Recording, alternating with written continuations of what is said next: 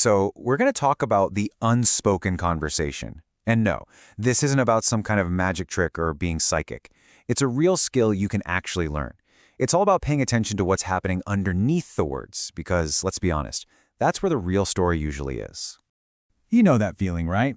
You're in a conversation, the words sound perfectly fine, but something in your gut just tells you, something's off here. There's this disconnect between what you're hearing and what you're sensing. Well, that gap? That's exactly what we're talking about. It's where the real communication lives. I love this analogy. Your words are just the headlights. They only show you what's directly in front. But all those nonverbal cues, they're the road signs, the guardrails, the brake lights on the car ahead. If you're only looking at the headlights, you're driving blind to most of what's actually happening on the road.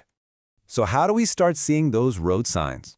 Well, it all starts with one single fundamental truth: the powerful, undeniable connection between your mind and your body.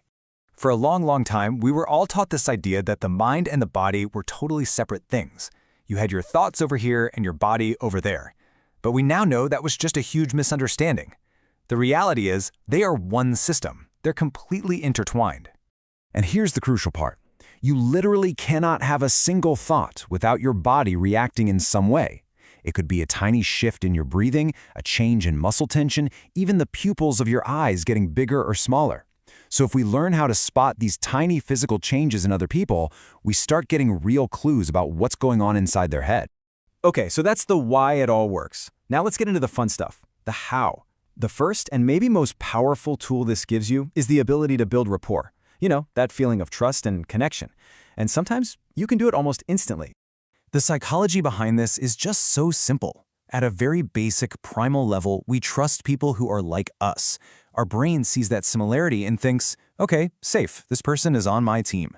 So the question is, how do we signal that we're on their team, that we're like them?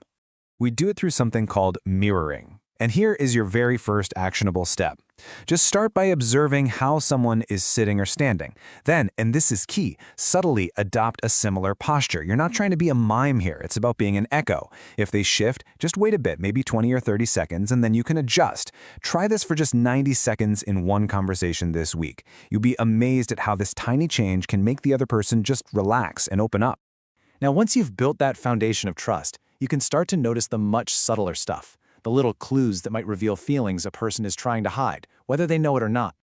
This is a concept called leakage. See, it's pretty easy to lie with our words. It's a bit harder to lie with our facial expressions, but it is nearly impossible to lie with our body.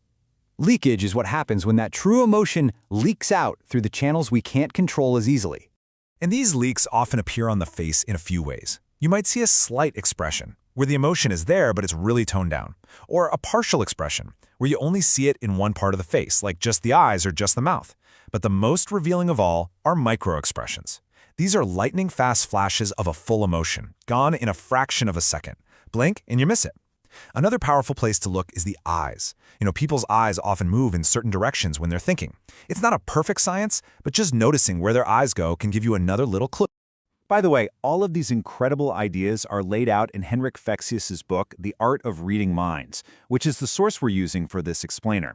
It's an absolutely fantastic, practical guide if you want to go deeper on this stuff. And this brings us to something that is absolutely critical to talk about. As you get better at this, you'll discover more advanced ways to influence conversations, things like using subtle suggestion or anchoring a positive feeling to a touch or a word. And with tools this powerful, there comes a huge ethical responsibility. This quote really says it all, doesn't it? The whole point of learning this is to create better connection, to create clarity, to understand people on a deeper level. It is never about tricking someone or exploiting their trust or trying to win an argument.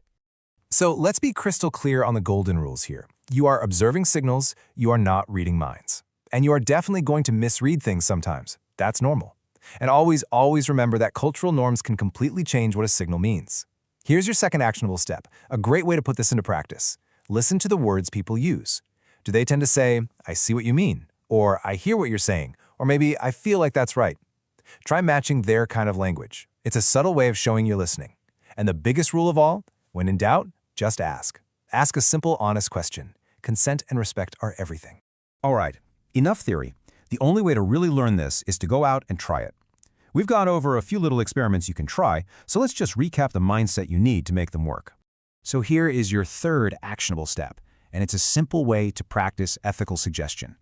The next time you're in a low-stakes conversation, instead of saying, "I hope you find this interesting," try framing it more positively, like, "I think you'll find this interesting." It's a tiny shift, right? But the goal isn't to force them to agree. It's just to observe if that small change in your own language changes their reaction at all. And that is the key for all of these exercises, whether you're mirroring posture, or listening for sensory words, or trying a gentle suggestion. Your job is not to lead or influence. Your only job is to be a curious, empathetic observer. That's it. Just notice what happens. Because once you start paying attention, really paying attention, you'll begin to see that there's this entire hidden conversation happening all around you in every single interaction. The only question left is, are you ready to start listening with your eyes?